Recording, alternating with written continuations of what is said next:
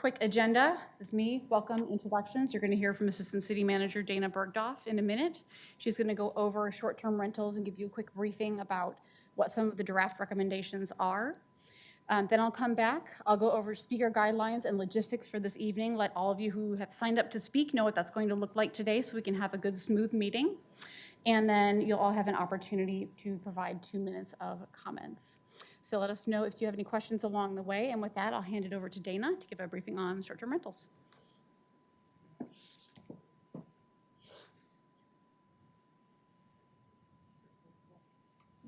I'm sorry, our additional engagement opportunity, as I mentioned a minute ago. So there's today in person, this Thursday, we have an online virtual option where you can call, text, email, or tweet between 6 and 8 p.m. That will be live streamed on several platforms as well.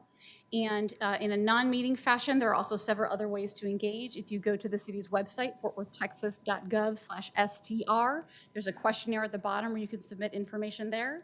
You can email fwconnection@fortworthtexas.gov or participate in the anonymous thought exchange that we have. So those will be ongoing for the next several weeks as well. Oh gosh, there's a picture of me. Hello, good evening, everybody. Dana Bergdorf. I'm an assistant city manager with the city of Fort Worth, and got into that position in March of 2020. Prior to that, I was an assistant director with the Development Services Department, where one of my duties was zoning. And so that's why I'm here before you this evening, is working with our Development Services Department, code compliance, law, communications, finance, and I believe that's it. I think I've hit all the departments that were represented. So I wanted to share with you the presentation that's online that was posted a few weeks ago on short-term rental regulation. It's titled draft because the presentation isn't a draft, but the regulations that are proposed and the zoning options are draft, because we were asked by the mayor and council to bring them to the public to get input and bring back to the council in August. So what I wanted to do is go over with you the current short-term rental regulations in Fort Worth, address our goals as a city for addressing short-term rentals, review the proposed registration and operating standards for legal short-term rentals, address the zoning regulations that we've found in other cities, and then also to look at the 4 zoning options that staff has identified for addressing short-term rentals that are operating illegally in Fort Worth. So what is a short-term rental? It's a residential property that's available for rent for guest lodging for a period of 1 to 29 days. So one of the questions that sometimes comes up is, can I rent my property in residential zoning? And the answer is yes, if it's for a 30-day period or longer. So that's a month-to-month rental, or say a 6-month lease or a 1-year lease. That's all residential rental, and that's allowed by right in all of our residential zoning districts. But once that rental period is less than 30 days, then that falls into a different category of lodging. And so that's why it's treated differently in the zoning ordinance in Fort Worth and in other cities. So currently in Fort Worth, we allow short-term rental by right in all of our mixed-use and form-based code districts. Those are districts that allow both residential and commercial uses. In some cases, they might also even allow industrial uses. And then we also allow them by right in our commercial and industrial zoning districts. Those are all districts where we allow hotels, motels, bed and breakfasts, and other lodging by right. And so that's how we're treating short-term rentals, is like those other lodging uses. So those lodging uses are not allowed in our residential zoning districts. And if you're familiar with Fort Worth's zoning typologies, you'll see the A, B, C, D, that's our alphabet zoning that we've used since 1940, along with some newer categories that have been created since then. So we have a map that I'll show you briefly, but you'll want to look at online if you're interested in learning about zoning for your property or zoning in your neighborhood or for other parts of the city. Next is zoning enforcement. And so as with most occupancies, zoning enforcement is done on a complaint basis. So that's true whether it's related to short-term rental, whether it's related to the number of unrelated people living in a home, whether it's related to some other home business, whether that's, anyway, related to other kinds of occupancy. The way the city operates is on a complaint basis. So when violations are observed, or when there's a call that comes in, code can then issue warnings and/or citations to the property owners. The city currently cannot issue warnings or citations based on a short-term rental being advertised in a residential zoning district, even though that use is not allowed in that residential zoning. So based on the advertisement or even the online booking is not sufficient for code to issue a warning or a violation. They actually have to approve that the short-term rental activity occurred, that it was a stay that was less than 30 days, that it was not, that it wasn't just a guest of that property owner, and that they paid for that booking and made that payment arrangement. So in fiscal year 2021, which for us is October 1 of 2020 through September 30th of 2021, for that fiscal year, there were 71 code compliance cases requiring 278 inspections. So that gives you an idea of the amount of work that it requires today for code compliance to determine if short-term rental is occurring. So this map shows the zoning districts where short-term rental is allowed by right. So the areas in green are those areas that are zoned mixed use, commercial, or industrial. And then the gray would generally be residential zoning, or in some cases, it's agricultural or community facility or something else. But if you go to the presentation, if you look at these slides online, you'll be able to go to those interactive maps and look up zoning for particular parts of the city and learn more about zoning for properties that you might be interested in.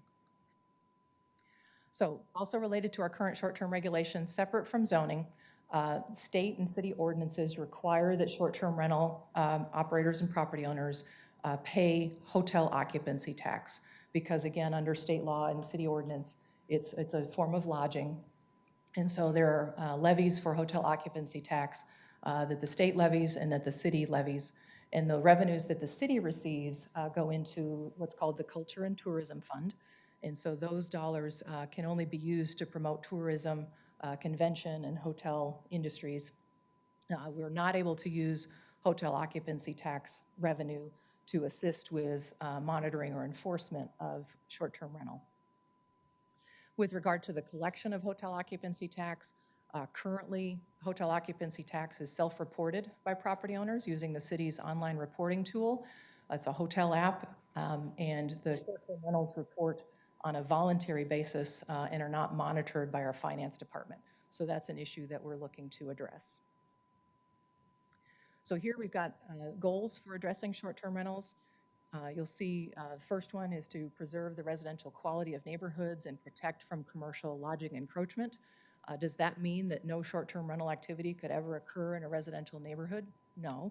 That just means that that's a policy decision for the Zoning Commission and the City Council to consider what's that right balance to ensure that residential quality is maintained, so that if someone comes in for a zoning change, they will need to consider what's the context, what's the location, can we preserve residential quality and still allow this activity to occur? Number two is to ensure health and safety of guests and residents. And so that's one of the things that we hope to help address with our registration and operating standards for legal short-term rentals. Next is to support tourism in a balanced way. We've seen short-term rentals across the country. The demand for them increase across the country and really the world. And so what does that mean for Fort Worth? We're not necessarily like other cities that you might compare us to, but there's certainly some that we're similar to. And so how are they addressing tourism? How are they addressing that demand? And what does that mean for Fort Worth? Are we generally in a good place, or is there anything we might want to change? Next is to preserve the residential housing supply. So many of you know that affordable housing is becoming more and more of a challenge within all cities, but as you've seen, property tax values increase greatly over the years. Even while the city maybe has reduced our tax rate, that doesn't mean that your tax burden has gone down, that the tax burden has gone up as values have gone up significantly. And so preserving housing supply as well as affordable housing supply is something our council is interested in. Next is to collect the hotel occupancy tax from legal short-term rentals in accordance with state law and city ordinance. And then finally, and probably least importantly, but still important to staff, is to minimize the impact on staff and recover costs for code enforcement. Because again, occupancy and that enforcement can be challenging. So the city staff referenced the National League of Cities Guide for short-term rentals. And again, if you go to the website and view this presentation, you'll be able to click that link and get to that guide. What we did is just pulled out some of the policy levers that are cited in that guide to help cities who are trying to achieve certain goals for short-term rentals. And so the first one that we picked out was to require annual permit and registration and have a process to revoke permits for folks who might violate city ordinances. Next is to consider requiring host residency or owner occupancy in residential areas if the short-term rental is to be allowed, whether through a zoning change or other process. Most complaints come from non-owner occupied units. That doesn't mean that all non-owner occupied units are bad operators. It's just that on average across the country, the National League of Cities has determined that more tend to come from non-owner occupied units. Next is to consider restricting the density of short-term rentals in a particular residential neighborhood or geographic area, again, if you're to allow them. And then lastly, to dedicate resources to enforcement. So this is the registration and operating standards page with a whole host of items that I'll walk through. And again, the idea would be that short-term rentals that are operating legally would register with the city and then be held to these operating standards. They would need to pay an annual fee. We're intending to hire a third-party platform to help us with that registration, to help us with communications with property owners, to process complaints and the like. And so we'd like to have the fee cover that platform cost and then enforcement cost for the city. That platform would then, that registration would help with hotel occupancy tax collection and be the vehicle for us to obtain those revenues. The property owners would need to register for short-term rental or provide their consent if there is an operator who's going to register that property. And that registration would be non-transferable. So if a different operator came in, or excuse me, if the property was sold, it would not be transferable. We would require a 24/7 local contact for any emergencies or complaint responses. We'd require liability insurance, require an affidavit for safety protocols. We've seen examples in other cities, having appropriate smoke and CO2 detectors, fire sprinklers, and the like on site. We would limit the use of a dwelling to one guest or group at a time. So you wouldn't be able to rent out, say, one room to one group of people and another room to another group of people and a garage to another group of people. It would just be one guest or group for that property. We'd limit to 3 people per bedroom, up to a maximum of 9 people. This is the current standard within our bed and breakfast regulations. So again, this is something that folks may want to debate. Next is on-site parking, that you would only be able to allow your guests to park on the site, not on the street. So you'd have to have sufficient parking for your guests, and then we would require a parking plan to be submitted with the registration. We would not allow events or parties within the dwelling units, and not allow outdoor gatherings or music after 10 p.m. We would require a good neighbor guide to comply with the city ordinances and just good practice as neighbors, dealing with noise, trash, parking, and so on. We've done a similar good neighbor guide in the TCU area, where we have rental registration requirements and occupancies within single-family homes for students, and have that good relationship with landlords, TCU, and the residents. That next item is important for code compliance, so that advertising for a short-term rental would require registration. So that would allow our code compliance officers, when they learn about an advertisement, say on Airbnb or VRBO or some other platform, to follow up with that property owner to say, hey, you need to register. And then they would be able to determine, okay, in order to register, am I in the correct zoning? And then take action from there.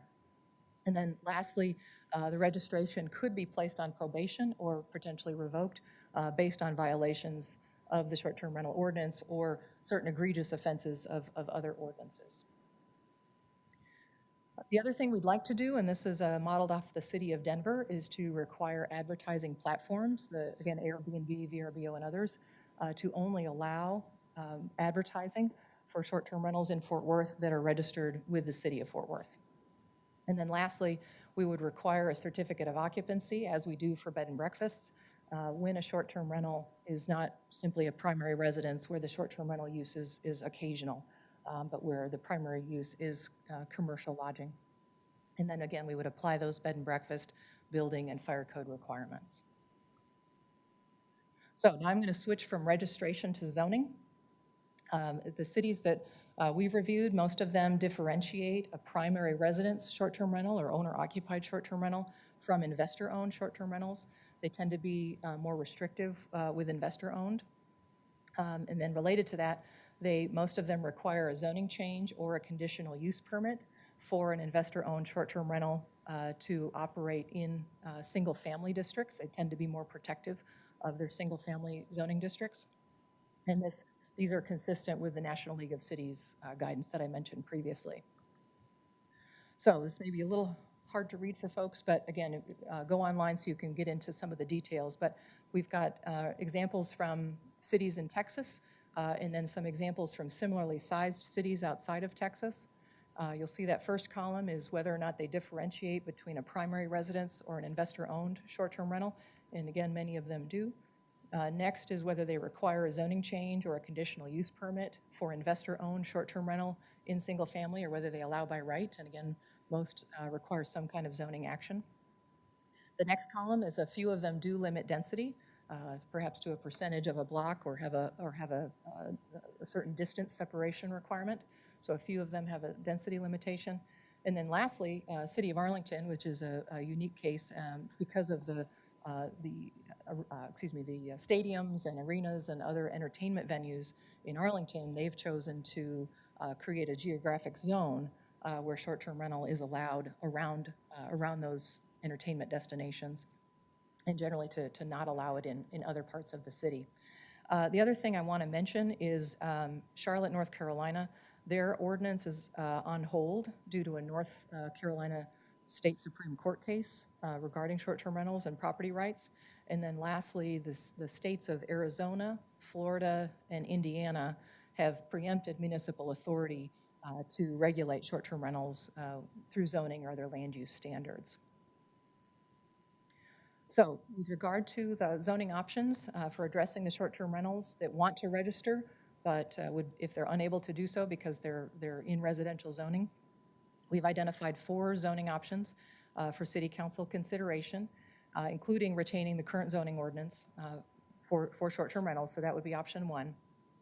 I'll point out that none of the options would allow short-term rental as the main use of the residential property by right, meaning that it's primarily a commercial lodging use within the residential zoning district, so that would still require a zoning change or a conditional use permit. And then lastly, the zoning changes and conditional use permits, for those who may not be familiar with those processes, they require public hearings and votes by the Zoning Commission and the City Council. There's an application fee. We provide notice to property owners within 300 feet. We provide notice to registered community organizations within a half mile. The Zoning Commission holds a public hearing and votes to provide a recommendation, and then that recommendation is taken to the City Council for their public hearing and final vote. So they're considered on a case-by-case basis for each zoning change request that comes forward. So option 1, as I mentioned, is to retain the current ordinance, where we would continue to require that if someone owned short-term rental property in residential zoning and wanted to register with the city, they would be required to go through a zoning change for that short-term rental use, and their options would be to, what would often occur is to have a PD for a planned development, which what that means is that gives you the option to retain your single-family zoning or your two-family zoning or multifamily zoning, but then you might add short-term rental as an additional use within that zoning request. So it's a zoning that's specific to that property that's created at that time. So planned development zoning is specific zoning for that site. The other option might be that if you have residential zoning that's near a mixed-use district or near a commercial district, then it might be an option to consider mixed-use zoning or commercial zoning for that site, if it's reasonable to consider that given the location of the property. So that's option 1. Option 2 would be to treat the short-term rentals like bed and breakfasts. We have 2 types of bed and breakfasts. We have a bed and breakfast home, which is owner-occupied, and then we have a bed and breakfast inn, which is non-owner-occupied. So similarly, you could treat owner-occupied short-term rentals like owner-occupied bed and breakfast homes. We require a conditional use permit with a 5-year time limit for bed and breakfast homes. And you can only apply for a conditional use permit for a bed and breakfast home if you're in B2 family or other multifamily zoning. So you would be unable to apply for a conditional use permit within single-family zoning if we treat them, if we treat them like bed and breakfast homes. And then the city council would then, in considering those bed and breakfast homes, would apply the 400-foot separation. So that speaks to the density issue. So that's in our current ordinance today for bed and breakfast homes. Then next would be the investor-owned short-term rentals, and so to treat them similarly to bed and breakfast inns, again, the conditional use permit with a 5-year time limit would be required. And then again, not allowed in single-family zoning, and those property owners could only apply for a conditional use permit if they're in high-density multifamily zoning. Again, that's how we treat bed and breakfast inns today outside of mixed-use commercial and industrial districts. So we would continue to require a zoning change for any short-term rental activity, owner-occupied or investor-owned in single-family zoning. So option 3 is a little bit more permissive in that it would allow owner-occupied short-term rentals by conditional use permit in all residential districts. So you'd be able to apply for that conditional use permit in single-family zoning as well as 2-family and multifamily. And the idea would be that we would suggest that the city council consider a density limit of 5 to 10% as they're considering these permits in residential neighborhoods. And so that 5 to 10% is, again, debatable on whether to have a density limit and then also what that limit might be. Next would be to allow the investor-owned short-term rentals by conditional use permit in all of the multifamily districts, not just the high-density multifamily districts, again, suggesting that density cap. And then lastly, continue to require a zoning change for all other situations. And then lastly, option 4 is the most permissive that the staff is offering, but again, the city council can consider more permissive options. Staff is suggesting that the 4th option would be to allow owner-occupied short-term rentals by right in certain neighborhoods or citywide. This would be the most permissive option that staff is suggesting could be considered. So that would be the conversation with council. We've heard from a few council members that they'd rather not have different rules for different parts of the city, that they'd rather treat all neighborhoods the same. So that'll be up for discussion. But that in order to allow the owner-occupied short-term rentals by right, that there be restrictions, that the density limit do be applied so that it protects the housing supply, and that there be fewer than 30 booking nights per year. And again, that's can be debated as well. 30 booking nights, roughly 15 weekends a year, or say 4 weeks in a year. And the reason for that limitation is to ensure that it's an accessory use to the primary residential use of the property. And so that's why that could be considered as a by right option. And then or require a conditional use permit or zoning change for all other situations. So that ends the presentation of the information that's on the website. So I'll turn it back over to Amethyst for the comment section. Thank you all. Thanks, Dana. So all of you who are signed up to speak should have a yellow card. I just want to go over kind of the process for today and how that's going to work and what you need to look at and go when it comes to be your time to speak. So just to reiterate, each speaker will have 2 minutes to provide comments. You'll provide it here from the podium. Right over here to the left is a 2-minute timer that you'll be able to look at here. And at the end of your 2 minutes, you'll hear a ding. So can you ding for me? And that'll be the end of your time to speak. Just so you're aware. So you can watch that clock. Each speaker may only speak once. If you have any unused time, you can't delegate that to another speaker. We're going to call you in numeric order, and we're asking, so if you're not available when you're called, we're going to move to the next speaker, and you'll forfeit your time to speak tonight. When your number is coming up, if you're in the next 2 or 3, we're going to ask you to line up over here at the top of this area, kind of where Valerie is back there in the red dress. That will keep things flowing this evening, so everyone gets their 2 minutes to speak, and we can all get out of here and hopefully get to bed at a good time. Let's see. Again, be respectful of other speakers and our attendees. We're glad you're here. We're looking forward to hearing your comments and opinions on the issue. And please be sure to let us know, or there are a couple of folks in the hallway as well if you have any questions along the way.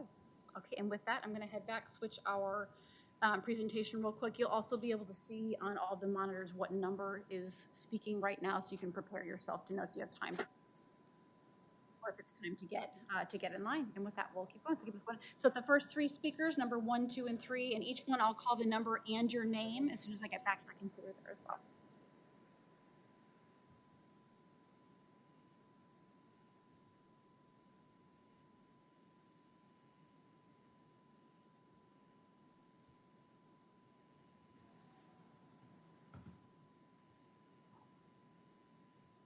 Okay, we want to make sure our timer works. Okay, so speaker 1, Janelle Simmons, and then on deck number 2, Mike Holt, 3, Doreen Geiger.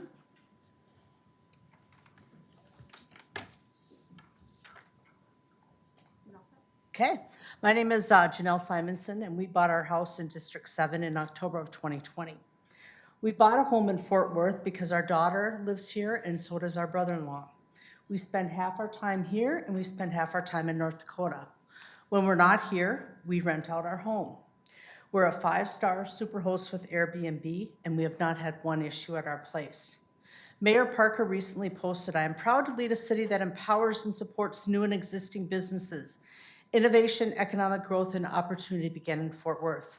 And that is exactly what I and others are trying to do with our short-term rentals. It has allowed us to employ our daughter as a cleaner and manager. We employ Fort Worth small business owners to do our yard work, pest spraying, as well as home maintenance. We are employing and bringing people to Fort Worth, and we are spending money in Fort Worth. We've had many people that live in Dallas-Fort Worth rent from us. One family rented when their house was being painted, and their daughter can only get around by scooting on the ground. Several of our neighbors' relatives from out of town have rented from us to be close to family. A young woman from the East Coast rented to visit friends. She loved our area so much that now she has decided to move right down the road from us. Just as the city of Fort Worth has chosen to have a delegation from the Republic of Georgia stay in host homes instead of a cramped hotel room, we encourage you to allow others to make a choice of where they want to stay when they come to Fort Worth. If one of your children breaks a rule, you don't punish all the children. If somebody is running a short-term rental and you're receiving complaints, deal with them. Don't make Fort Worth an unfriendly community to homeowners like me and to people that want to rent for the short term.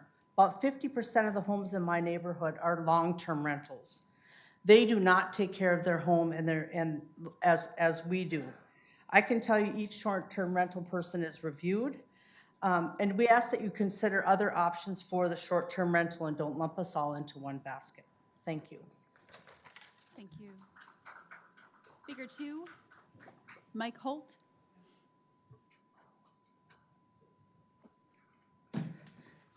Good evening.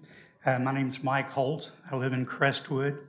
I believe there's a little over 450 residential homes in Crestwood. If there is a short-term rental, I don't think we're aware of it.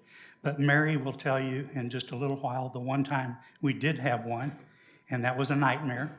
And I guess maybe I'm unlucky because I have one other home that's in a residential neighborhood out on Lake Worth. And I can tell you that about a year and a half ago, one of my neighbors called me and said, "Mike, you need to get here quick." And I got there, and there might have been 100 cars parked around, and they had broken into my home, which is next door to it, and they had gotten in my hot tub, and they had lit my chimenea, and I decided I'm going to deal with this. My neighbor said, "You can't do it. There's too many of them." Well, I was fortunate because there were 8 guys who showed up in SWAT vests, look a lot like this guy right here, and they took care of things. Now, you can say to me all day long that that does not happen if you have a good owner. I live 2 doors down from one. You're going to hear that nightmare. I live 1 door down from this one. I don't need it. At the end of the day, to me, I'm an ex-banker, to me, what this is about money versus neighborhood. And I've lived a long time in Fort Worth, and it's grown a lot. And I don't even remember when I first time heard the STR word, but I don't need it. And I do not need it in Crestwood. It is a neighborhood, and to have the thought of having a motel next to your house with kids, it's just in today's times when we're trying to take care of the kids, and there's a lot of things, by the way, that only happen one time. but they're disastrous. We don't need it. Thank you very much. Number 3, Doreen Geiger. Doreen Geiger, Council District 3, for option number 1. Please keep short-term rentals out of Fort Worth zoned residential neighborhoods. According to the National Association of Realtors in 2021, 50% of single-family houses in Tarrant County were sold to investors, corporations, and companies who are not people moving into these homes. Some of these houses have been purchased by flippers who may sell the properties to use as STRs.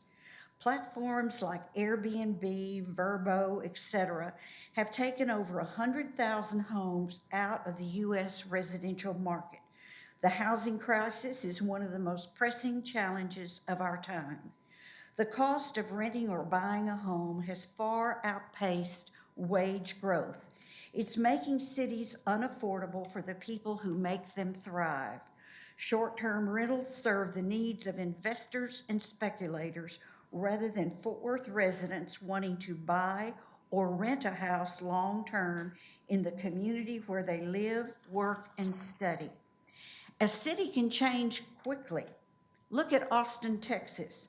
Since the 2020 census, the number of STRs in Austin has increased from 12,000 to 17,000.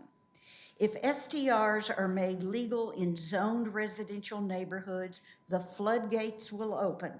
Instead of 3 STRs in your neighborhood, there could be 3 STRs on your block. Family-friendly neighborhoods are a Fort Worth strength. As our neighborhoods decline, so will our city. Number 4, Daniel Hayes. Good evening, I'm Daniel Hayes. I live in Council District 8. There have been any number of debatable, anecdotal, or theoretical statements on both sides of the short-term rental issue, and more will be heard tonight and on Thursday. But there's one fact for which there is no debate, and that is this: short-term rentals reduce the amount of housing available to home buyers and traditional renters in Fort Worth. Fort Worth is one of the fastest growing cities in America, and we already have a housing shortage. Everybody knows that. The need is especially critical when it comes to affordable housing, as Dana mentioned earlier. If the city makes a policy change or relaxes its existing ordinance, it will undoubtedly have the unintended consequence of exacerbating the housing shortage by encouraging more investment in short-term rentals. Unlike shoes or another commodity, the lead time for development of new housing could not possibly keep up with the double whammy of growth and existing housing being converted to short-term rentals. This situation has the potential to dramatically increase the number of people who find themselves on the brink of homelessness simply because there's nothing available they can afford to buy or rent. This can be demoralizing. Losing the ability to house yourself and your family is a big step in losing hope and dignity, and that can result in psychological and social problems that we're all already too familiar with. Deep-pocketed short-term rental investors are exploiting a business model in a way not originally intended, which can have a direct impact on some of the most vulnerable of our population. Just as ripples spread out from a single pebble, the actions of individuals can have far-reaching effects.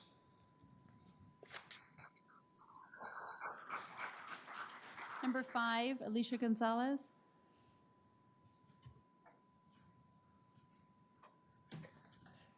Hi there, I'm Alicia Gonzalez, and I was born and raised in DFW. I work in IT from home in Riverside and wherever life takes me. People like me with modern lifestyles want safe, clean, and hospitable options to stay in for time periods and reasons that hotels and the current short-term rental options do not suit. We locals also want to be able to leverage our real estate and passion for hospitality for investment purposes and growing our family. The green zones are often hospitals and warehouses.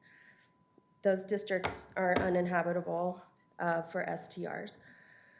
Please do require registration, IDs, local contacts, security cameras, fines for proven nuisances, and take our taxes. We STR hosts are local ambassadors who actually will gladly join together to volunteer to help the city with steady and safe growth of this modern industry. Please don't steer it into being a black market. Not good for anyone. I have been a host and a guest many times these past couple of years for various reasons and have the receipts to prove it. In 2020, I was still living and hosting in California, but I needed to rent an STR in Olympia, Washington for a couple of weeks to be near my best friend who was dying from cancer. In 2021, I rented STRs here locally to help my brother move our dependent mom into a nursing home. Those expenses are almost $6,000 a month. We did turn our house into a long-term rental, but it's not helping. We're drowning.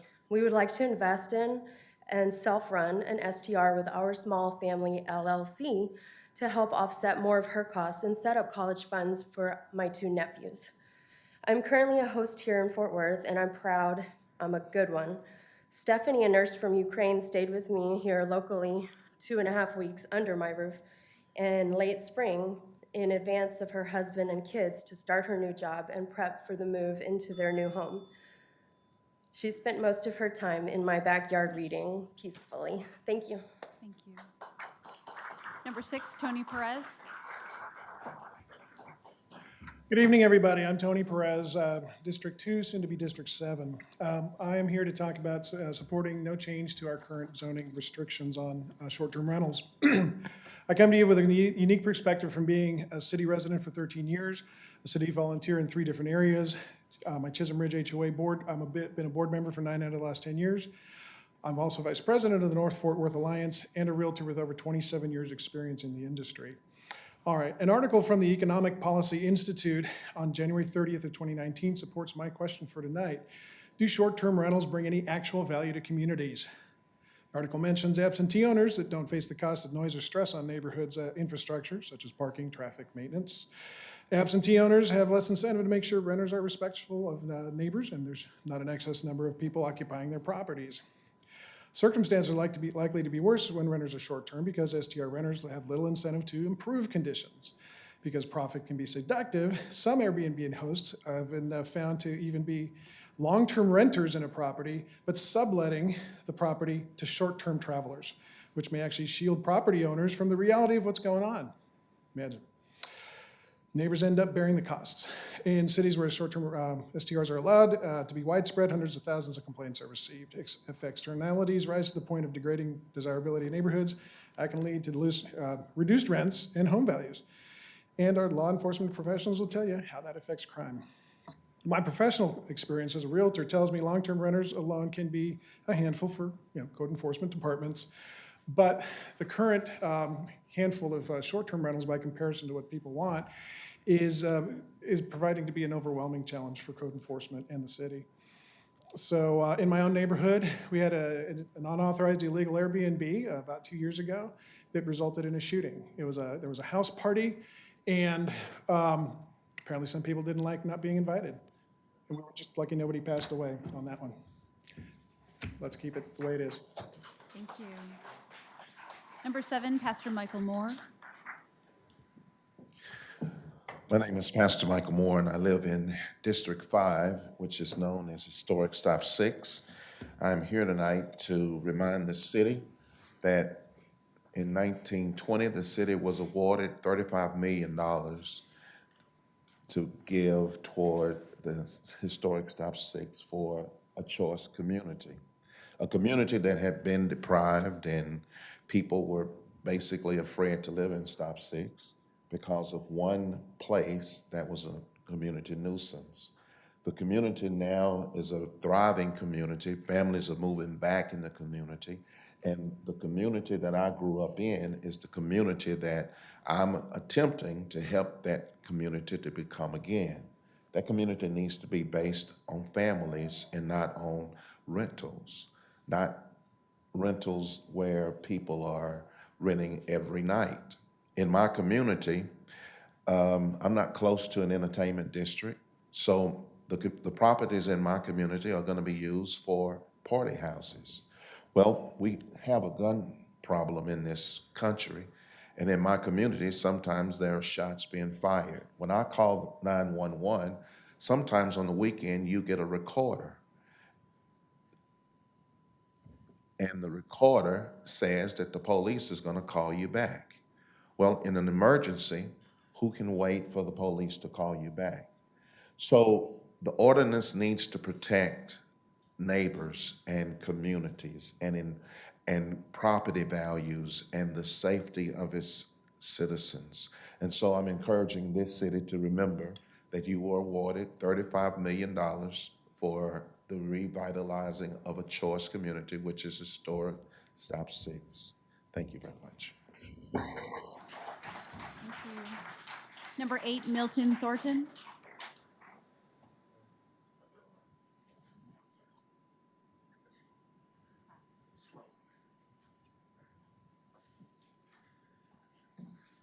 Hello, city staffers and fellow citizens. My name is Phil Thornton. I live in District 2. I was going to plan on showing pictures on the slides, but I don't have them, so they're not set up for that tonight. Anyway, our short-term rental is on the opposite corner from us. It is in one of the poorer neighborhoods in the city, and it supplements our fixed income. We're not just good neighbors, but have made it a substantial improvement to the area. And those two pictures, one shows the picture and the other is the parking, which is secure and off the street. And then I would like my brother to show you, this is the home, pictures of home 3 houses down from us, number 3 and 4. The city has been trying to get the property in compliance with codes. It's been trying to get it in compliance for close to a decade. Which of these would you rather have as a neighbor? Our short-term rental or that one? Our group did a survey that shows 67% of the people would not visit the city if there was no STR available. The reasons being mainly financial and the preference for a home. The pins on the map in picture number 5 reflect the number of visitors who chose to stay in our STR instead of a hotel. At the last council meeting, I heard a lot of anti-STR sentiment, and I hear some tonight. A few of the complaints are legitimate and justified, many were not. The crime stats in 2021 show that out of 330,000 police calls, 26 of those calls mentioned STRs. So you're more likely to have problems with a long-term renter or a homeowner than you are an STR. As far as the lack of housing caused by STRs, the law of supply and demand will remedy this. You gotta believe in capitalism because, I mean, we never had supply, always matched demand. And I know the realtors are upset because they're not have enough houses to sell. Thank you. Thank you, Phil. Thanks for putting a face. Number 9, Jack Bowen. I live in the Chisholm Ridge neighborhood, south edge of Alliance area. 2 years ago, a mob at an illegal Airbnb blocked Pepper Ridge Lane and other houses' driveways. People puked on sidewalks. They littered like it was a city dump. An rival group then does a drive-by, multiple people wounded, a dog trampled to death, several neighbors' fences knocked down by the fleeing mob. Councilman Flores, city staff can show you a video we did that made him so mad he got involved to shut that place down. Now the industry knowingly aiding and abetting illegal STRs has de facto lobbyists telling you, trust us, we've been breaking the law, but we'll do right by you.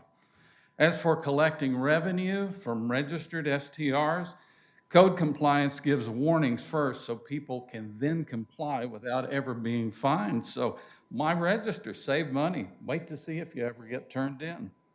My neighborhood street's 27 feet wide. Cars parked both sides, most places, especially at night. One vehicle can get through at a time. An illegal STR on a cul-de-sac on Pheasant Run Trail last year had so many oversized vehicles, the trash truck couldn't pick up at 6 houses. The owner ignored even fines. The city attorney finally had to file charges to shut it down. Our average lot's 50 feet wide, including driveway room for one car on the street in front of each house. If one's there, it's blocking a mailbox. Mail can't be delivered. I intentionally bought single-family residential. When I want to be in commercial lodging areas, I'll buy close to it. Let this genie out of the bottle, putting them in single-family residential. The courts have ruled you can't put it back in. And the media's future stories will grab comments like mine tonight and say, they told you so. Number 10, Cassie Warren.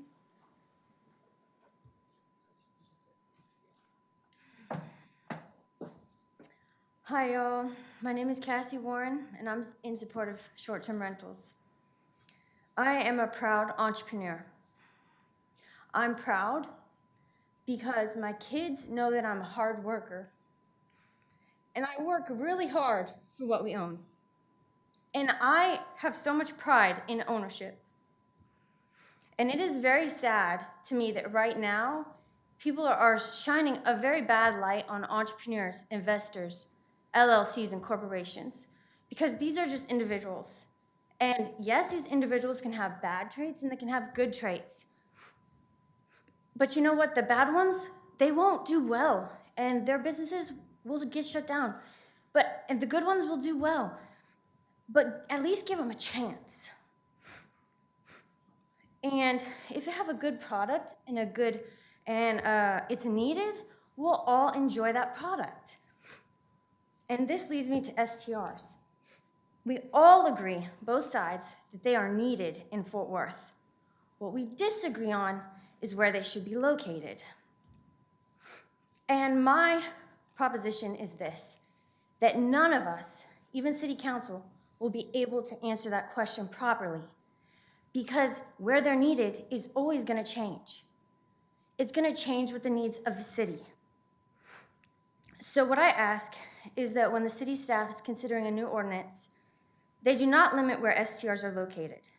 HOAs already do this. And they don't do this for long-term rentals. Allow flexibility so that it can change with the needs of the community. Thank you.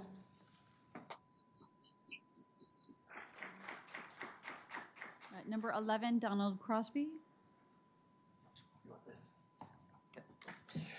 Hi, I'm Don Crosby. I am a short-term rental host in the area, and I have been for the last 3 years. I am what's considered a super host, meaning I do a good job at it, and I take care of the people that come and stay at our homes. Many of you, even those that are not in favor of short-term rentals in our area, have probably used short-term rentals before. In fact, I was talking with the gentleman that was here before, the banker that stayed, and he said he was in Utah staying in a great big home with a lot of his family. And I said, oh, I guess it must have been a short-term rental. Yeah, he didn't like the fact that I had mentioned that he had stayed in a short-term rental, because we all stay in short-term rentals and we all want them to be available. I don't see the time going down, so that must mean I have 2 more minutes. We've got one going back there. Well, I can't see it, so I have no idea what it is. Okay. Some people find that to be funny. We have another one. We'll restart it. We've got one back here too. Back up. Oh, okay. Malfunction. You have 1 more minute. Okay, great. We're a mom and pop business, my wife and I. But by the way, I thought it was interesting that the banker was lecturing people about deep pockets and money, the fact that we're in it for the money. Well, nobody does anything for money, but not for money. Everybody's in it to take care of themselves. Everybody does a job. You go to a job each week. The Reverend has a stipend from his business, from his being a pastor. He has to support his family. We support our family like this by providing a good place for your families to come and stay when they need to. If you've ever owned a property, you know that there are renters that are for over 30 days. Well, we rent to people that are on a shorter basis. We can't really distinguish between those people. They're all good people anyway. They're just coming there. the other gentleman before said, hey, look, we've got a place that's nearby to our house that's not very well taken care of, and theirs is. So, looks like my time is out. I just want to tell you that we're grateful for the opportunity to live in this great city of Fort Worth. We're all Fort Worthians, and we hope that we can come together to come up with a good solution. Thank you. Okay, number 12, Samantha Newman. Let us test our timer real quick before you get started.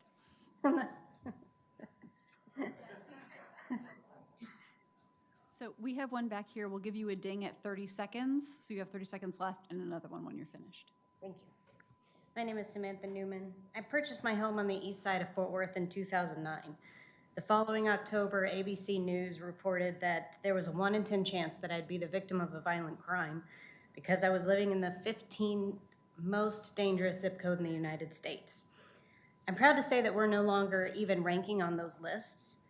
Our kids play in the front yard. We know our neighbors by first names, and we have at least one big neighborhood block party a year.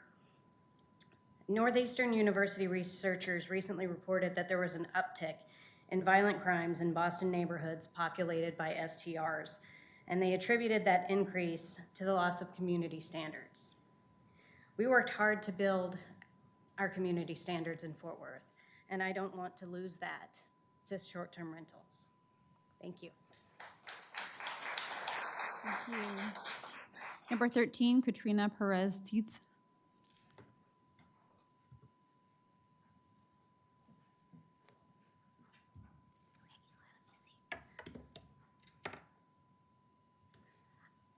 Good evening, everybody. I wanted to share a different perspective as a resident. Thank you very much. I'm a Texan, so I have to tell you that, because if you're a Texan, you let people know. But more importantly, I'm also a mother. I'm a business owner. I went to university to study speech-language pathology, doing home health care, and I also was a preschool teacher. And I say that to also say that I can understand the desire for short-term rental because of the cash flow opportunities. But on the other hand, it really poses a true concern about who are we really valuing? Are we valuing the cash flow, or do you value the culture? Do you value the cash flow, or do you value the constituent? Because for every short-term rental that's in place, it's one less place that me and my children have available to live. The cost of living and inflation is rampant, and that's across the board. I do loan signing, and I'm a mobile notary so that I can be with my son full-time, and also, like I said, I'm a single parent.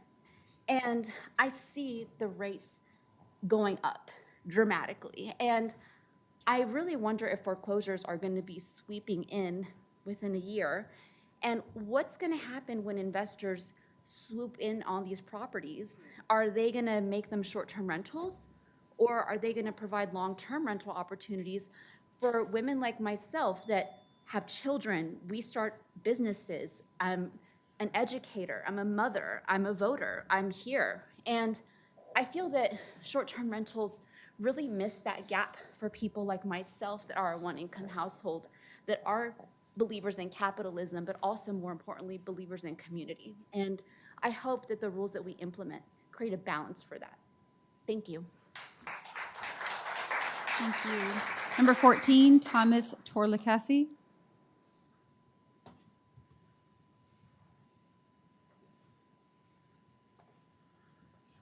Hello, everyone. My name's Thomas. I live in the Fairmount District. It's District 9. It's probably one of the most unique neighborhoods in the United States. If you don't know it, it is the largest historic district in the U.S. So as you go down the blocks and streets, you'll see that nearly every home, although there's kind of an architectural pattern, there are a lot of quirky, unique styles.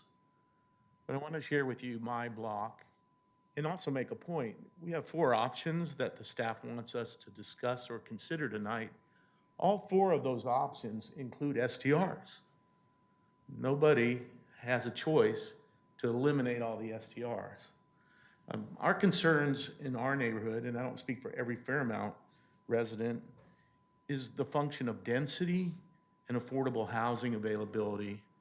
And there is no other neighborhood that has 100-year-old homes by the dozens and the hundreds.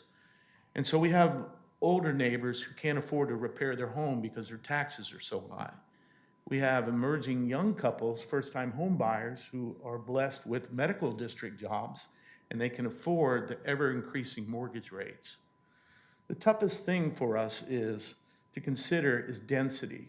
When you step outside my door, to the left are 2 long-term rentals, and to the right are a total of 3 STRs, because one of the houses has been illegally converted to a duplex, and both sides of the duplex are STRs. So that brings up my point, which is I am for number 1 for now. I think for those of you that own STRs in places in the city that don't comply with the current ordinance, that there should be a moratorium or a forgiveness period to get those registered so that we can get a handle on how many there are in total. And I think that ultimately, the proportion of STRs should be indexed to the growth, and the density should be pretty consistent across the city. Number 15, Susan Urschel.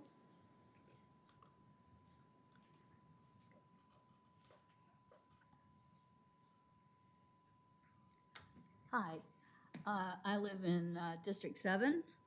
I've lived in my house for 39 years. I've lived in the neighborhood for 39 years. I'm against short-term rentals in single-family residence. We had 2 short-term rentals in our neighborhood. We were able to close down one, and now it's a long-term rental. We have another one that's not been enforced because code enforcement's not enforcing them. And it's a bother every other weekend or every weekend. So I'm just, oh, and I've never stayed in one, by the way. Yeah. Just to say, so that's all I know. Thank you. Number 16, Anita Jones-Smith.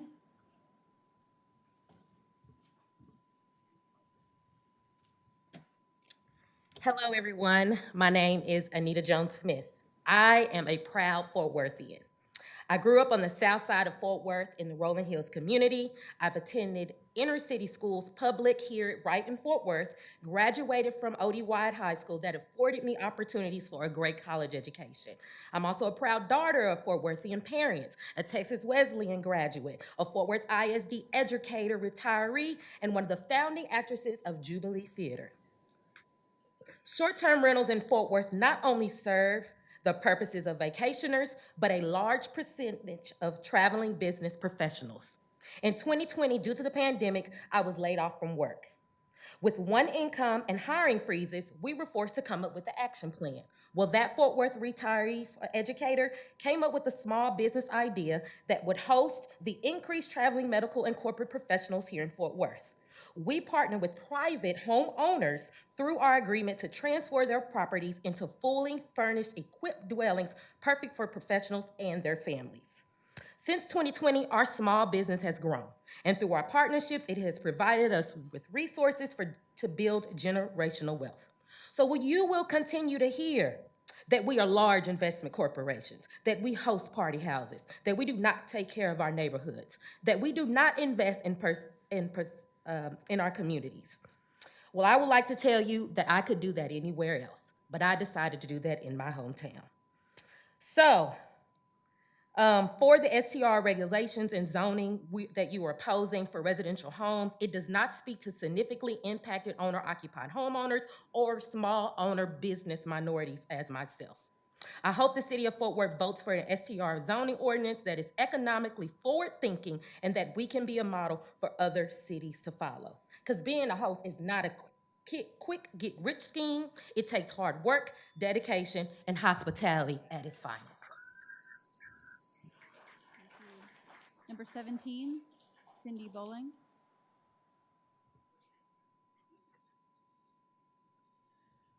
That's them, right? So funny. My name is Cindy Bowling. I live in Central Meadowbrook.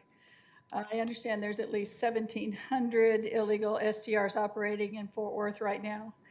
And I know that several of the owners have made public statements to City Council and others that they're operating these illegal businesses and don't intend to stop.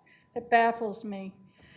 So I ask, why should I believe that the people who are openly operating illegal businesses in Fort Worth will care about my neighborhood?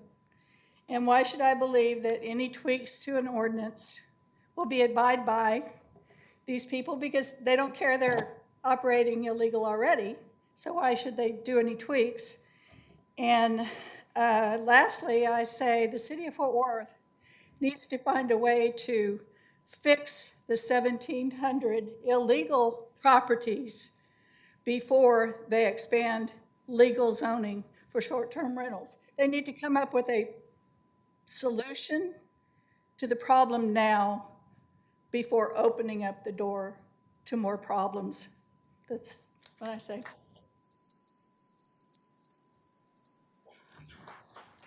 Number 18, Mary Collins.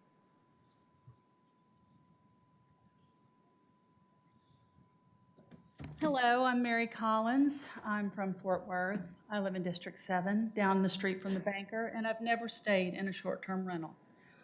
I live next to a short-term rental. The property was advertised as accommodating up to 40 guests overnight. It was used as an event center. The owners were not from Texas. Each room could sleep 8 people. Multiple cars were parked in the driveway and on the street. Cars would pull up at night, around midnight, unload boxes full of items. They would be gone by morning. The next day, people would come in, show up, and we weren't sure what they were doing inside, honestly. Churches used the home as an activity center and a meeting house for their congregation. They would set up tables in the back, multiple ice chests out front. Many cars were there day and night. They were parked in the driveway all over the street. They blocked my driveway. They would leave trash in the yard. When asked to pick up their trash, they called us names and they were rude to us. I see people smiling at me, and I don't know why that's funny, because my daughter was scared to death of these people. College kids would use the house as a party house. At one point, we looked out to find kids dancing on the roof to loud music. One renter looked down from the second-story window into my kitchen when my husband was gone. A constant flow of strangers from in and out of town moved through the neighborhood, and my daughter was scared to come home at night and called us to meet her at the door. We had no idea who was sleeping in the house next door. The house was used for large weddings, large reception. The music was loud, trash was everywhere. We were nice. We said, could you please pick up your trash? And nobody complied. Not one person complied. Anyway, my point is, we moved into a neighborhood with a single family housing. We didn't pay to live next door to homes or a motel. We live, and I know that all short-term rentals aren't like that, but mine was, so.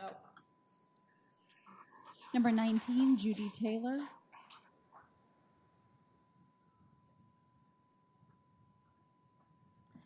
I'm Judy Taylor. I live in District 5 on Stark. I am neighborhood president. I can lose 2 entire blocks to STR. It's very much in plains. When a person desires to hang out or to rent a structure for a few hours or days, it should be done where it is legal. Stay out of our single-family neighborhoods and communities. Leave neighborhood houses to families desiring to make a home. Be part of a legal activity in Fort Worth, not a criminal blatantly flaunting your illegal activities. It is time Fort Worth steps up and enforces the STR rules they made several years ago. Please help us keep City of Fort Worth legal.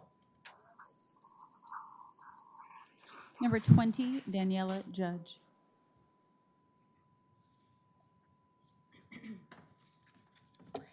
Hello, my name is Daniela Judge, and I live in District 8.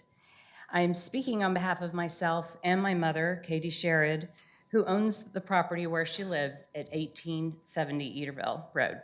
This property and mine have adjacent backyards, and a gate that join the two properties. I tell you this to explain the layout of the property where we operate our B&B. The freestanding guest house on my mother's property shares a circular drive with the primary living structures on the property and enjoys off-street parking and even a small, fully enclosed fence garden. My mother lives in this property no more than 60 feet from the guest house, and I live immediately behind her. Needless to say, we are very engaged with our guests. We have operated this way for several years with absolutely zero complaints from our neighbors.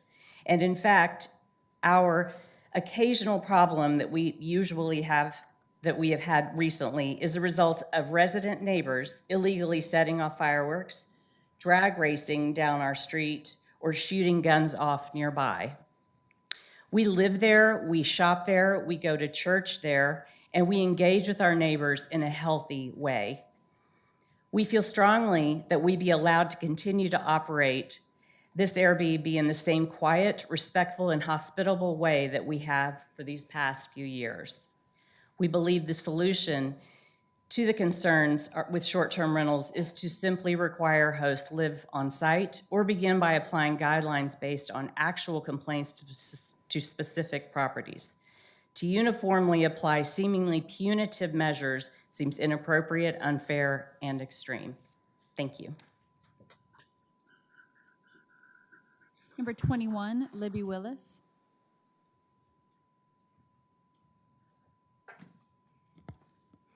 I'm Libby Willis. I'm a resident of Oakhurst and a former president of the Oakhurst Neighborhood Association.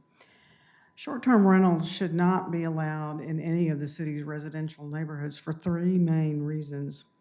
Number one, short-term rentals are commercial enterprises that do not belong in residential districts. Number two, we need great places for people to live in this city, and we currently face a shortage of affordable housing. Converting dwelling units, especially affordable housing units for use as mini hotels, defeats the city's need to maintain and increase the supply of affordable housing. Number three, neither city regulations nor self-regulation by the short-term rental industry can protect residential neighborhoods from the many harms associated with short-term rentals. These harms are best described by Airbnb itself. If you look at pages 45 through 48 of Airbnb's November 2020 IPO investment prospectus filed with the Securities and Exchange Commission, Airbnb describes in great detail the many harms to hosts, guests, and neighbors it cannot and will not prevent. Airbnb says, we have no control over or ability to predict the actions of our users and other third parties. Airbnb says we cannot guarantee the safety of our hosts, guests, and third parties. Airbnb says we do not verify the identity of all of our hosts and guests, nor do we verify or screen third parties who may be present during a reservation made through our platform. I urge the staff to review the IPO disclosures, which I'll provide a copy of, and to acknowledge frankly to the City Council that neither short-term rental platforms, hosts, nor the city can stop STR hosts, guests, or third parties from engaging in criminal activity, misconduct, fraudulent, negligent, or inappropriate conduct, or from using STRs as a conduit for criminal activity. Thank you. Number 22, Beverly Sims.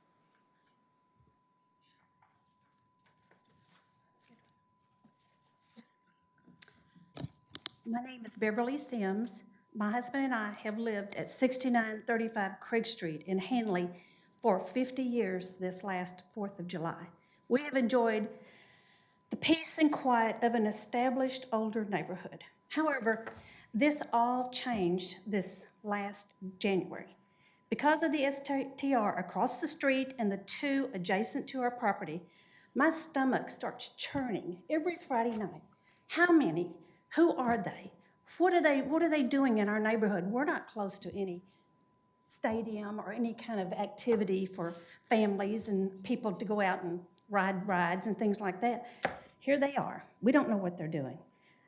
There's trucks, cars, vans, strangers, noises. They come and go day and night.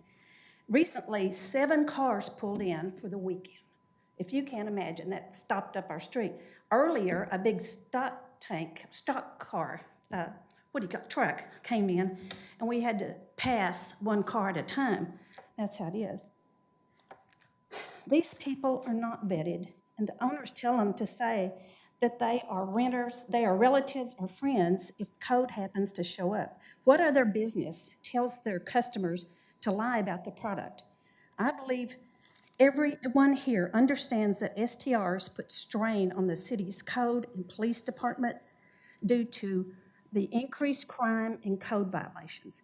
A simple solution to the entire issue is to maintain option one. Do not let the neighborhood be wrecked by these STRs. And I haven't heard one STR person, this meeting, others, talk about paying their hotel tax. I haven't heard any of them. And if you need extra income, Walmart's hiring. Thank you.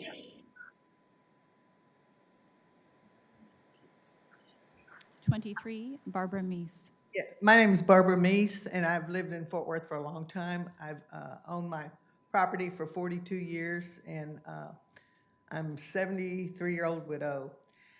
And I want to say, I think the 9-person, the owner on the premises or close to the premises, no events, no weddings, no parties, 10 o'clock curfew, are all good rules for anybody that wants to operate an Airbnb.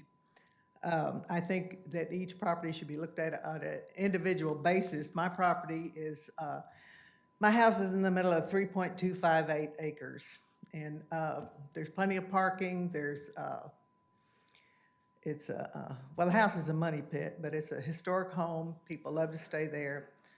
And it's got a big swimming pool. And I've had ladies my age, you know, they come there to drink wine or something, but it's always been, it's a lot of fun. And I have a little cottage too that people like to stay in. But it's on the lake, and people can, you know, look at the lake or get in the pool. And there's a place for Airbnbs, but I agree with some of the people I've listened to that what horrible experiences to have, you know, the big parties. And I don't allow parties at mine. So, and also the Paradox Church has come and had picture call at my house to show lifestyle living, but not really, they didn't have service and all that kind of stuff. And also realtors had picture call at my house. So it's a fully furnished, beautiful house. I don't know why I put mowed the lands. I don't know what that means. But and then whatever Don Cosby said, was it Cosby or Crosby? And I give my 1 second to you. Thank you. Number 24, Misael Andrade. Thank you. Good evening. My name is Misael Andrade, and I am for STRs. My wife and I own and operate an STR, and we launched in October of 2021, and we have seen over 50 families and groups come and stay in our home. We're in District 4. The main attraction really is the stockyards. We're seeing a lot of traffic, a lot of demand. People want to see the city. They want to see the stockyards. The Dickies Arena is also a big attraction. The convention center as well. And so we handle our STR with great care and great responsibility. It's our prized possession. It's what's providing for me and my family. And so we're for STRs. We're responsible, and we care for our city. I was born here. I love the city of Fort Worth. My dad was a pastor in the north side of Fort Worth for 25 years. And so we love Fort Worth, and we hope we can continue to operate STRs in this city. Thank you. 25, Marianne Armstrong. Good evening. I'm Marianne Armstrong. I'm in District 7. I have the privilege of living on Lake Worth on the South Shore. It is in the city limits, but there's nothing that looks like city. There is the closest grocery store or any commercial development is 3 miles away. We bought in a residential area, not in a commercial area, not close to a commercial area. We're surrounded by city parkland and open space. There are short-term rentals in our neighborhood. And they advertise as up to 16 spaces to rent, places. They block the street. If you rent a short-term rental on Lake Worth, your intention is to have a lot of fun. But on the other hand, your intention is not to be a good neighbor. Your intention is to let someone else take care of the property after you leave. You know, I'm in favor of the city retaining the zoning, the option 1, what they have now, and not expanding it into residential, into single family. You know, any restrictions are good restrictions to it. You know, we want a neighborhood. We know our neighbors. We have brunch and lunch together and Christmas parties. We don't want our neighborhood filled with rentals. So thank you very much. 26, Pam Hudson.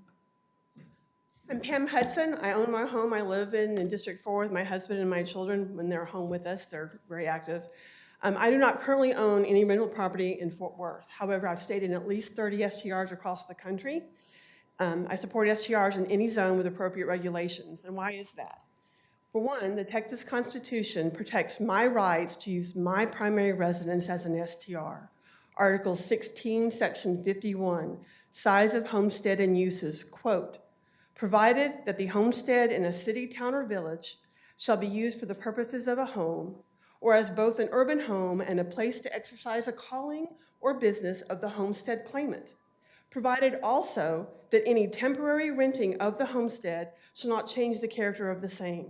This tells me that I have the right, if I choose, to rent my primary residence as an STR to groups of people who will use the home the same way I do. They would come there to gather, to sleep, to bathe, to prepare meals to eat, and to socialize with the people that they're there with. Of course, I would not at all support the party houses you've described. That's terrible. What have other cities done? San Antonio spent a year with a 24-member task force to create their ordinance. They did not do it in a vacuum. I don't know how Fort Worth came up with their 4 options. What did San Antonio decide? Owner-occupied is allowed with no restriction to zone, no density cap. Investor is allowed any zone with a density cap. That seems reasonable. Austin, owner-occupied, no zone restriction, no density cap. The same for Denton and Frisco. Frisco even allows investors to have no density cap in any zone. Keller, Plano, Dallas, Houston do not have a policy yet. Arlington did restrict it in the entertainment district, and when it went to court, the claim was on the basis of violation of equal protection and freedom of movement, and that's why it was not found to be a problem. I believe it violated the homestead right. We've heard many terrible cases. I believe regulation would solve these, and I'm very sorry that Fort Worth did not step up and do regulation sooner to prevent these horrible problems from happening that did happen. Number 27, Amanda Pittman. Hi, everyone. My name is Amanda Pittman. I am president of Wedgwood East Neighborhood Association. I'm a Fort Worth resident, obviously. I'm a District 6 constituent and a licensed realtor in the state of Texas. I had a bunch of stuff written, and I'm actually going to go a little off prompt after listening today. I will say, as a realtor, I represent primarily homestead owner-occupant people. If you tried to buy a house last year, let me tell you something. Affordable housing is an illusion. Last year, if you tried to buy a house as a first-time home buyer, I'll tell you had to have a minimum of probably $50,000 excess in your account to buy a house, upwards of $100,000. So let me ask any of you, if you bought a house last year and you plan to live there and you're a first-time home buyer, how are you supposed to do that on a single income or marginalized, let's say that right? How do you have an extra $50,000 to $100,000? You don't, okay? Interest rates have gone up. There is no inventory. If you've looked at the inventory, it sucks. It's overpriced. Let's be real. I'm not trying to get rich on selling homes. I'm just trying to help my first-time home buyers get into homes and stay there. Property taxes have gone up, insurance has gone up. My electric bill is $500 this month. Don't know how much yours are. Can a first-time home buyer afford that? No. Especially after they just shelled out $50,000 to get into their home that already has maintenance issues, needs a new AC, needs a new what else, right? So I'm not saying STRs are a bad thing, but I'm saying affordable housing is a problem in Fort Worth and across the nation.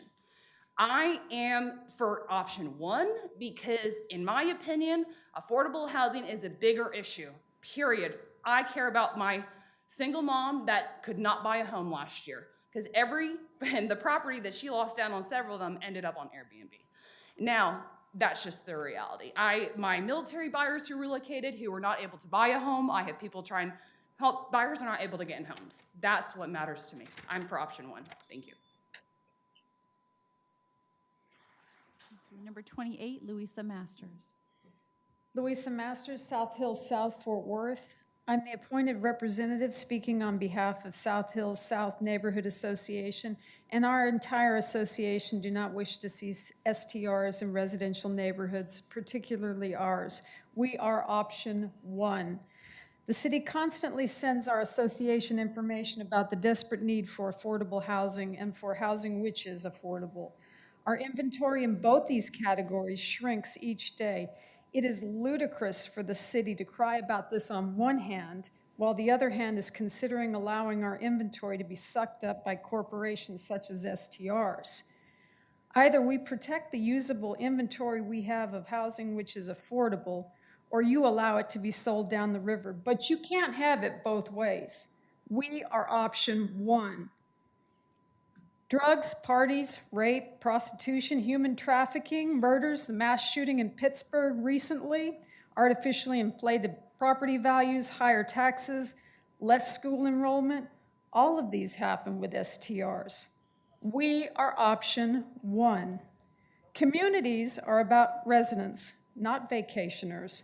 The inventory of housing, which is affordable, must be left available for young couples and families whose presence and involvement there create strong communities, and not allow STRs to turn these properties into ATM machines.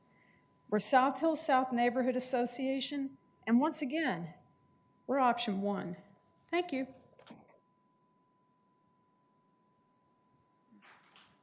Number 29, James Sims. Good evening, my name's James Sims. As my wife mentioned when she was up here a moment ago, we've lived in Fort Worth for 50 years at the same place in the old city of Handley. Currently, there are 3 active STRs within 200 feet of our house, and we are not pleased with this situation.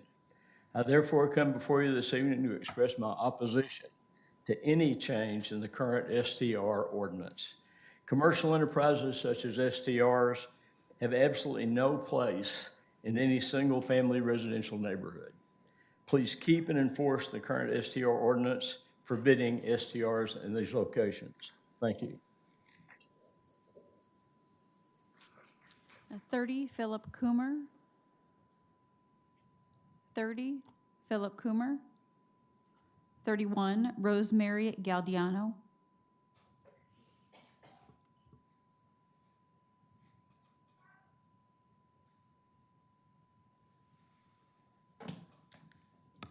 Hello, my name is Rosemary Galdiano. I'm a lifelong Fort Worth resident. Went to high school here at Trimble Tech.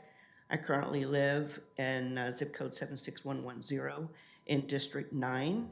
And I have stayed in short-term rentals, Airbnbs, locally and internationally.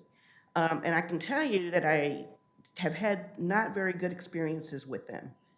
I have felt like they have not maintained their properties. I also, in some instances, have felt like I have invaded a neighborhood, and I felt guilty about it. I could tell that the people around me were suspicious of this visitor that came into their neighborhood.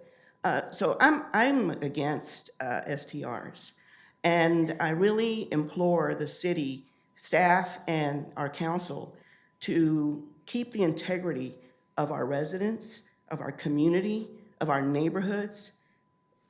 In my neighborhood, we share driveways between houses.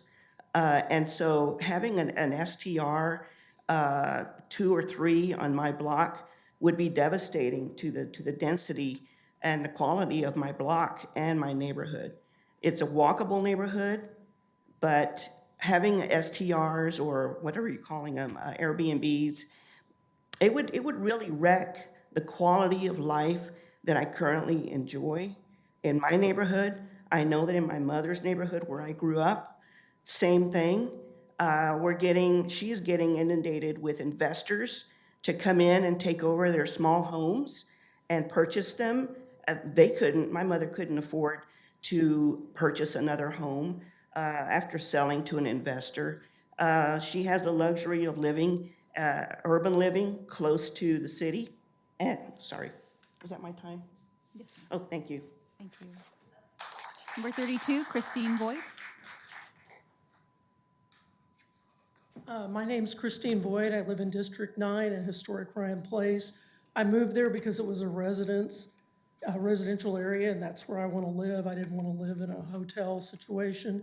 I do respect y'all wanting to make money off of your properties. Maybe you should, I think from listening to everybody, I'm kind of convinced that we need long-term rentals more than short-term rentals. And y'all are certainly entitled to make money on your properties. So I'm for option 1. Thank you all. Thank you. Number 33, Shane Guillory.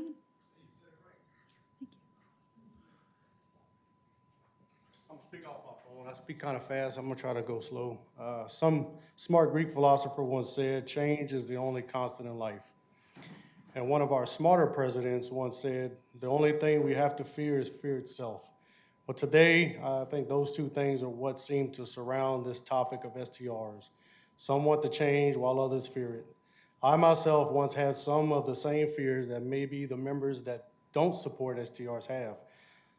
However, my fears changed to confidence when I finally bit the bullet and stayed at one in California. This allowed my entire family the ability to attend my daughter's college graduation. It was then I realized how maybe my family could have that same effect on others. So far, we have affected the lives of over 90 similar families that have used my property to either visit their child at one of our local colleges, come to Fort Worth to see their relatives, or just to get away from their own spaces for a while, which is so important these days to help maintain good and positive mental health. During the time we have offered our property to others, I haven't had any issues to speak of, and my neighbors fully support my family and how we are choosing to use our property. And probably without even knowing it, they have helped save my family in more ways than I have the time to share. Fear can be used in a positive way when trying to navigate the changes that will be constant in our lives, such as how to govern STRs in the hopefully near future. Today, I just came to ask that you please look at all the facts, do what is possible for the city, and protect the rights of its citizens by passing a code that will make sense for the future of our great city. Thank you for your time, and God bless. Thank you. Number 34, Stephen Kako.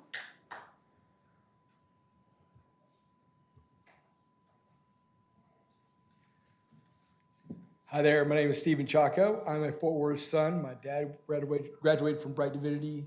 I'm a preacher's kid too, so don't hold that against me.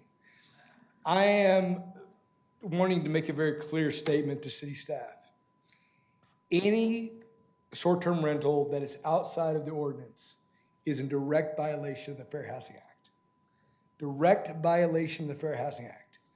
It is a desperate impact to the marginalized minority community existing today. We have many violations of the Fair Housing Act.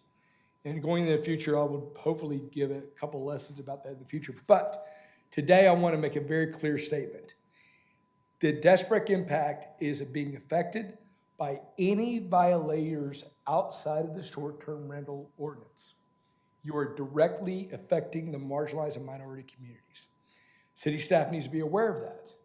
So you can clearly understand from our community of any marginalized and minority community, I'm part of that Fair Housing Act protected class. So you need to understand that that is directly a federal violation.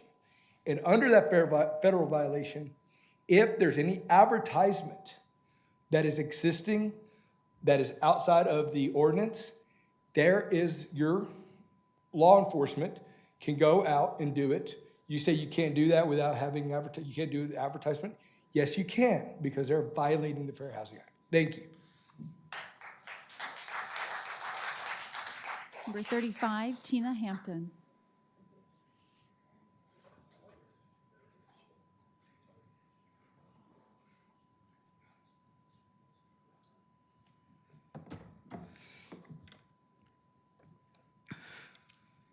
My name is Tina Hampton,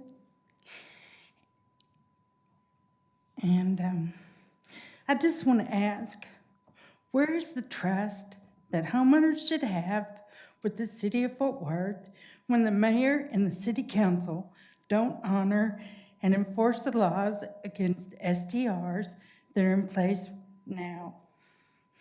The answer to that is there isn't any trust. The mayor and the city council have failed.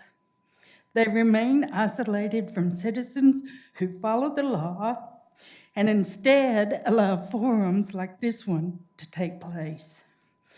Fort Worth has used every excuse not to enforce the STR laws. The ordinances, they say there's not enough money in the budget to enforce the law. The problem is too big. Yet it would not be too big if the city had honored the law in the first place.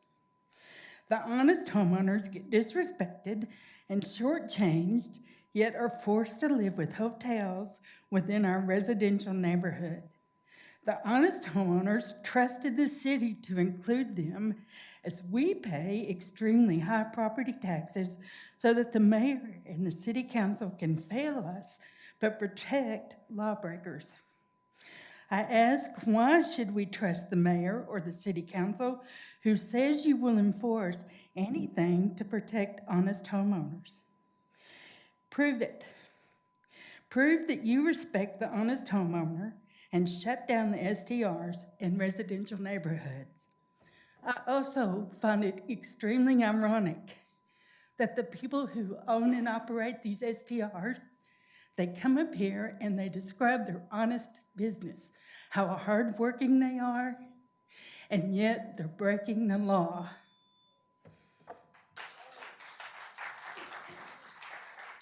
Thank you. Number 36, Chris Getz.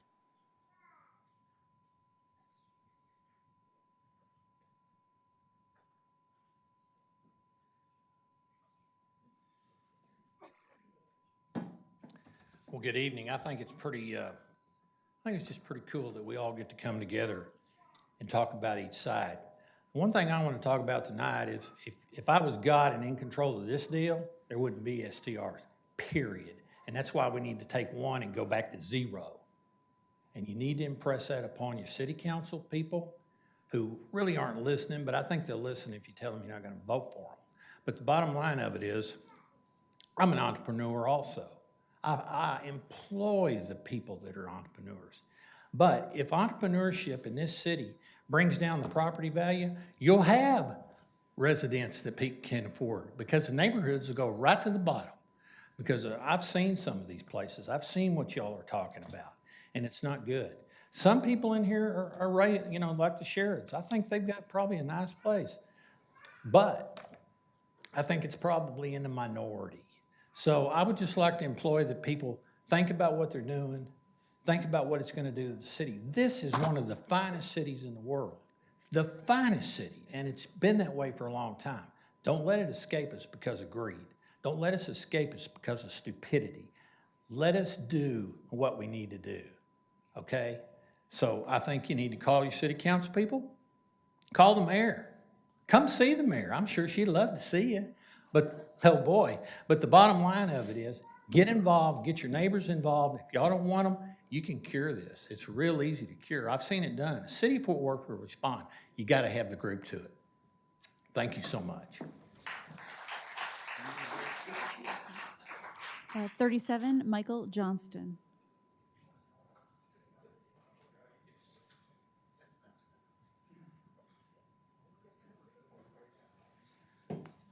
Hi there, I'm Michael Johnston, and I've had the privilege of living in Fort Worth for 40 years and lived in the same house for over 35 years. And I have 3 generations of my family living on the same block of the same street. And I'm not the only family that has that. And I tell you what, I have offices in every major city in Texas except for El Paso. And I chose to come to Fort Worth, got here the day after I graduated from law school. And the reason I came to Fort Worth is because Fort Worth has something unique that no other major Texas city has, and that's inner-city, viable, active neighborhoods.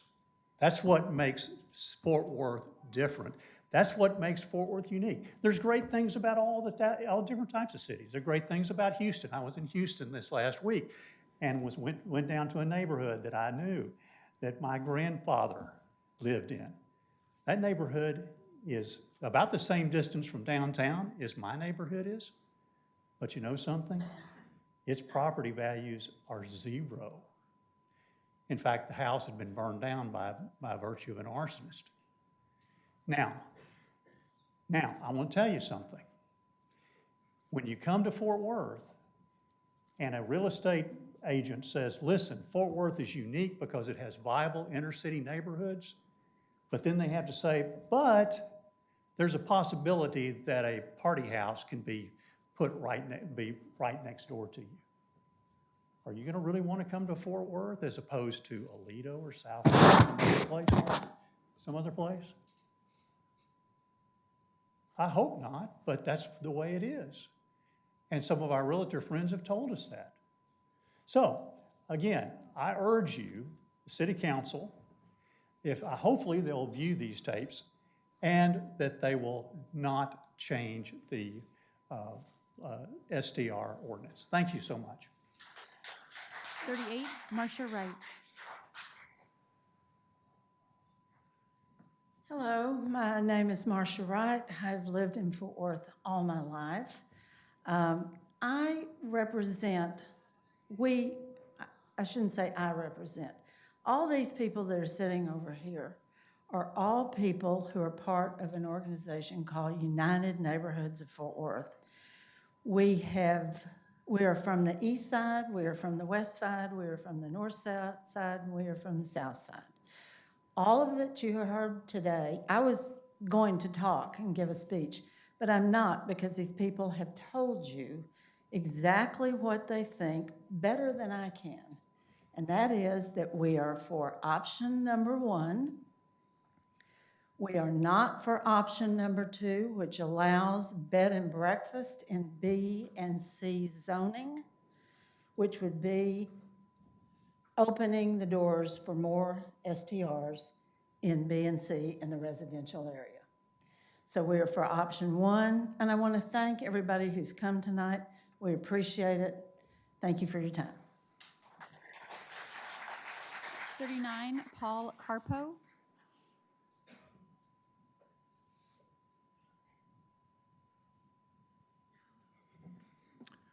Good evening. I'm Paul Carpo of Hanley, owner of a dozen long-term rentals in Fort Worth, which are just fine for me for making income. I'm strongly opposed to any change to the current ordinance. And I believe most people who buy or rent a home in a community expect to live with neighbors, not tourists. That being said, I believe council is going to change the ordinance. And if they do so, I hope at least they address the zoning so that these commercial properties in residential neighborhoods are taxed as commercial properties. Thank you.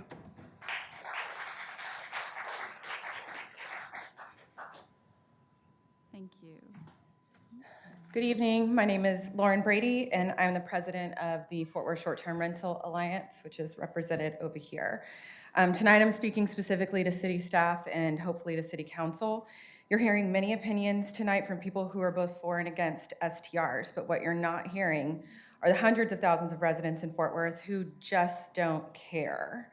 In speaking with my neighbors, friends, families, coworkers, and even strangers, they're stunned that this is even an issue the city is spending its time on. It's difficult to get those folks to email and speak at these meetings because they're just apathetic. Please take the number of us here tonight and the number of people who have emailed you and subtract it from the number of residents in the city of Fort Worth. What you'll be left with are the people who don't care if they exist. By not speaking, they're actually saying a lot. Please listen. A couple of other important points. The opposition and even city staff tonight continue to refer to STRs as commercial lodging use.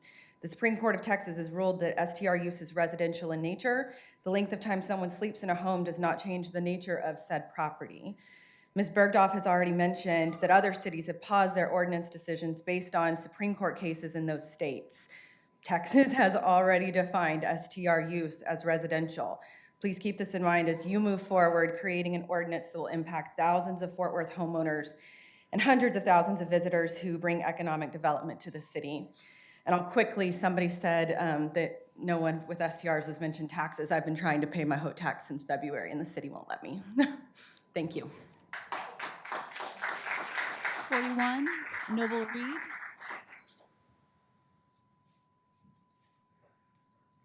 Good afternoon.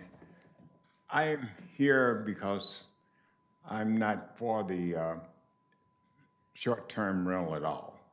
And I hope that if we have to have it, they stick with the number one, because it's a problem. And I live in a neighborhood.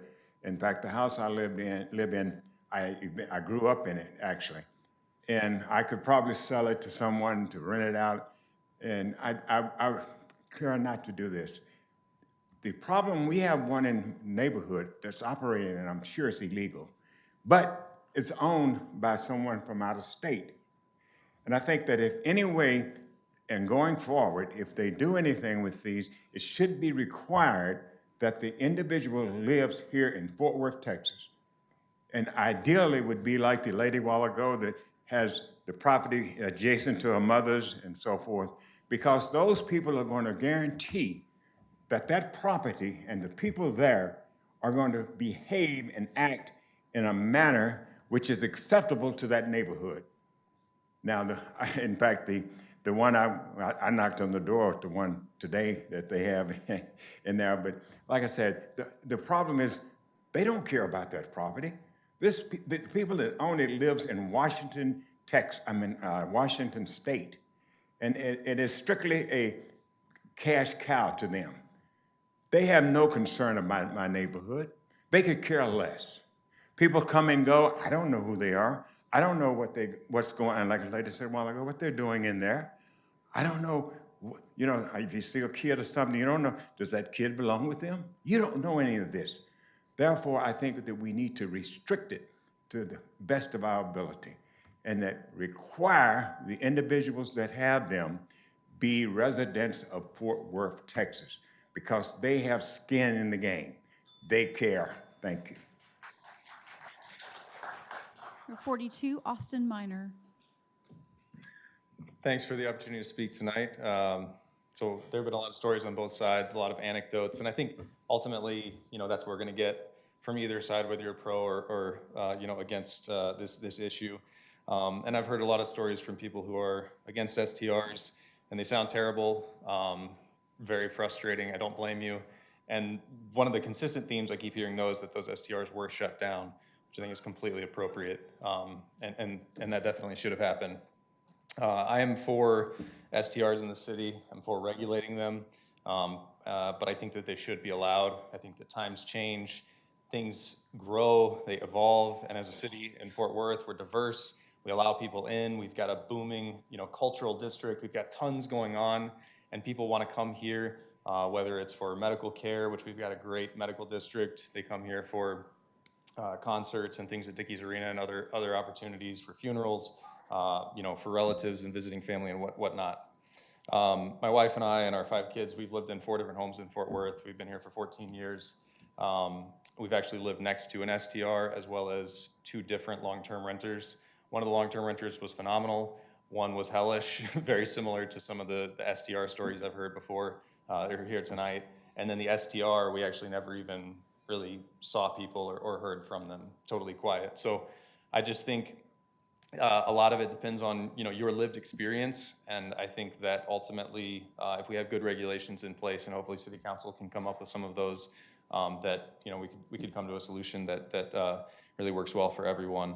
But one thing I guess I would urge the city council to do is to take, you know, note of the cities like San Antonio, like Frisco, and others who have put in place more open regulations over the last year or so. See what happens with that, because I think what you'll find is that that works out very well, and it's a good win for both sides. And I think we could then take you know, follow that playbook going forward. Thank you. 43, David St. Germain.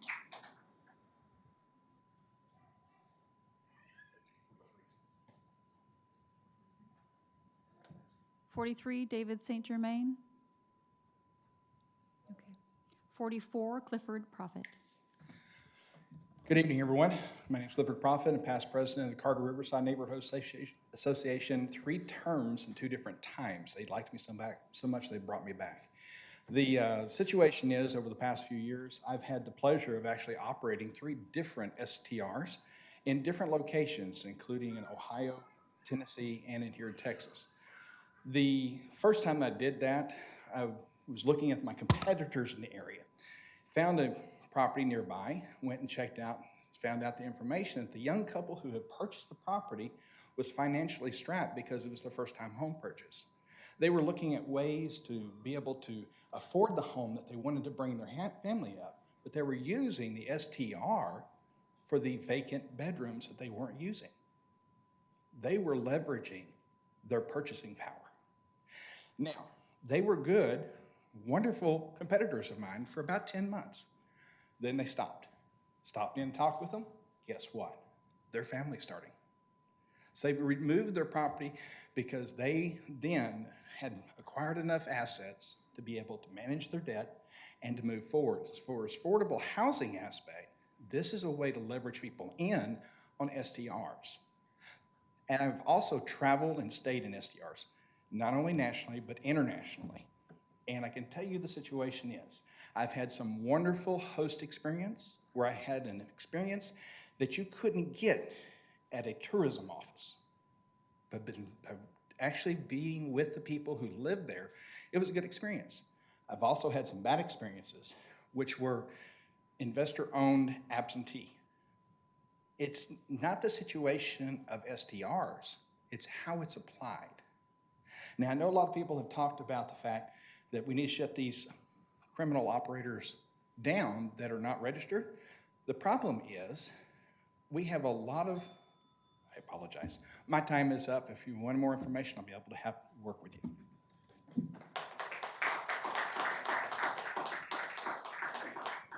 Okay, thank you very much, everyone, for participating today. That's all the speakers that we have signed up. Again, we really appreciate your attendance at this meeting, giving you an opportunity to provide your comments and feedback to staff. I encourage you to tune in this Thursday at 6 p.m. on Fort Worth TV and live on YouTube to a live panel where you can submit questions by phone, text, Twitter, and email. Let us know if you have any questions. Thank you for your attending.